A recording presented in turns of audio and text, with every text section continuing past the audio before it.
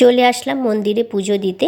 আজ তো কালী পুজো, আর এই কালী পুজোয় আমরা সবাই প্রতি বছর তিনজনে মিলে মায়ের পুজো দিই উপোস করে। তবে হ্যাঁ, আজকে মেয়ে নেই, আমরা দুজন গেছি, তাই জন্য মনটা একটু খারাপ।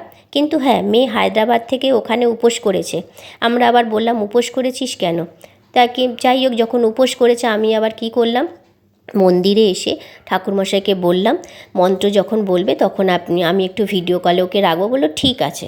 তারপরে আমি যখন অঞ্জলি দিচ্ছিলাম, ভিডিও কলে ও ছিল, সেই মন্ত্রগুলো ও ওখান থেকে বলেছে, আর ওরও পুজো হয়ে গেল, বেশ সুন্দর করে অঞ্জলিটাও দিতে পারলো, আমরাও দিলাম। দেওয়ার পরে এখানে মায়ের আরতি এখন করছি। আর আরতি করতে করতে তারপরে আমি যখন আরতি করে যাচ্ছি তখন আবার আমাকে বলল, ওখানে যে মন্দিরে উনি ভিডিও করছিলেন উনি আমাকে বলল, আপনি আর একবার আরতি করুন, আমি আপনার ভিডিও করব। তা যাই হোক, মায়ের আরতি করার আমার একটু সুযোগ হয়ে গেল, মায়ের আর একটু ভালো করে আরতি করতে পারবো। তা মায়ের আরতি করছি। তবে হ্যাঁ, আজকে পুজো দিতে খুব ভালো হয়েছে, মন্দিরটা একদমই ফাঁকা। যখন আমরা অঞ্জলি দিচ্ছিলাম, আমরাই দুজন অঞ্জলি দিচ্ছিলাম, আর কেউ ছিল না। তাই জন্য আজকে মেয়েকেও অঞ্জলি দিতে খুব সুবিধা হয়েছে, যেহেতু ফাঁকা ছিল।